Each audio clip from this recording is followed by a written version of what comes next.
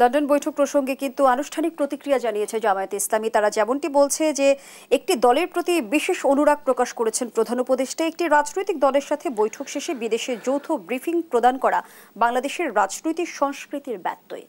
কি বলবেন এই বিষয়ে? ধন্যবাদ আপনাকে। দেখেন, জামায়াতে ইসলাম কিন্তু বলেছিল যে রোজার আগে তারা নির্বাচন চায়, পরে আবার কথা ঘুরায় বলছে যে মৌলিক সংস্কারের পরে নির্বাচন, এরপরে বলছে আনুপাতিক নির্বাচন, স্থানীয় সরকার নির্বাচন, এখন আবার বলছে যে লন্ডনে আলোচনা হয়েছে, এটা রাজনীতি ব্যত্যয়। তা এখন যে এই সরকারের ভিতরে যে বাইরের লোক আছে এটা বলে না কেন? সরকারের ভিতরে তো বিদেশি নাগরিক 17 জন বিদেশি নাগরিক এবং প্রবাসী আছে, এটা বলে না কেন? এটা মানতে পারে, ওটা মানতে পারে না কেন? আর লন্ডনে তো সরকারই গেছে এবং সবসময় আপনি দেখেন ঘুরে ফিরে এনসিপি এবং জামাত এই সরকারকে সমর্থন দেয়। এনসিপি যা দাবি করে তা বাস্তবায়ন হয়, জামাত তাতে সমর্থন দেয়। তো এটাই তো হয়েছে। সুতরাং আমি তো বলবো যে জামাতের বিজয় হওয়ার কথা। জামাতই প্রথম বলেছে আপনার রোজার আগে নির্বাচন হলে ভালো হয়, তারা চাইছে, তো সেটা তো হয়েছে। পরে তারা এখন তাদের প্রেডিক্ট করার তো মুশকিল, তারা তো এক এক সময় এক এক ডিমান্ড করতেছে, এক এক দাবি করতেছে। সিচুয়েশন বুঝে বুঝে যাতে ডিফিকাল্টিস তৈরি থাকে, সমস্যার সমাধান না হয়। আমার কাছে তো মনে হয় জামাত ইসলাম এবং এনসিপি তারা তো এরকম সমস্যা তৈরি করতেছে।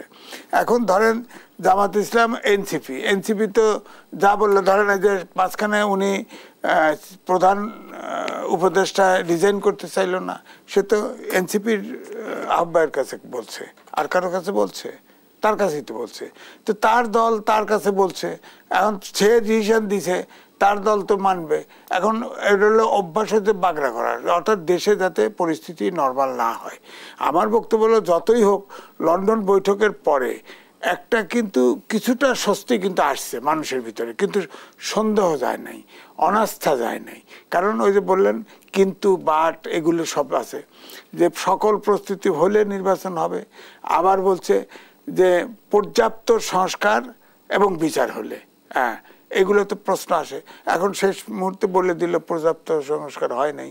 হ্যাঁ, কিন্তু আমির খসরু মাহমুদ যখন ব্রিফিং দিল, বিচারের অগ্রগতিটা আসলে কোন মানদণ্ডে নির্ধারিত হবে? বিচার যেহেতু বিচারিক প্রক্রিয়ার মধ্য দিয়ে সম্পন্ন হবে। বিচারিক আওয়ামী লীগের যত নেতা আছে, এখন ছাত্ররা পর্যন্ত যাকে ধরে তারই 1000 কোটি, তার বিচার হইতে হবে না? তারপরে ধরেন এই গণহত্যাটা হলো, তার সাথে যারা ইনভলভ তাদের বিচার হতে হবে না? এ পর্যন্ত 10 মাস গেছে, একটা চার্জশিট দিতে পারছে। সুতরাং প্রত্যাশা তাহলে তো ডক্টর মোহাম্মদ ইউনূসকে বলতে হবে যে পর্যাপ্ত বিচার বলতে এইটুকু বোঝা যায়, এইটুকু হলে আমরা নির্বাচনে যাব, সেটা তো বলতেছে না।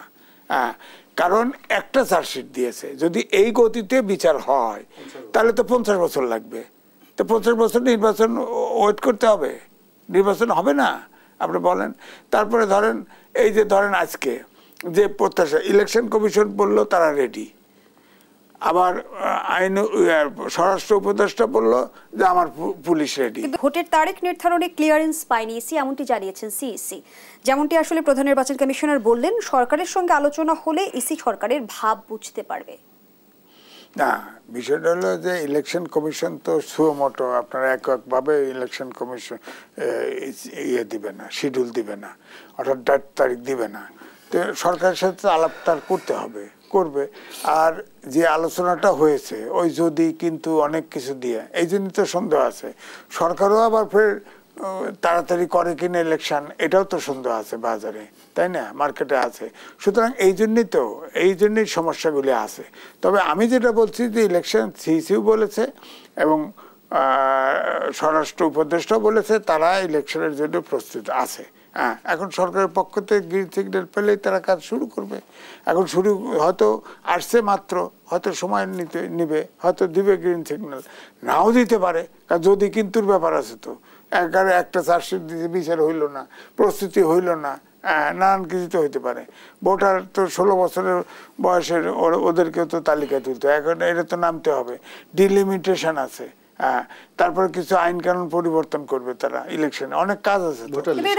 নির্বাচন কমিশনার জানিয়েছিলেন যে ডিসেম্বরে নির্বাচনের বিষয়ে ইসি প্রস্তুত, সেটা তো আগেও বলছিল। এটা হলো সিচুয়েশন বুঝে হয়তো ওনারা বলছেন, হ্যাঁ, তবে যেটা আছে ধরেন তাদের তো এখন ভোটার তো ইলেকশন কমিশন যা করে না, তাই না?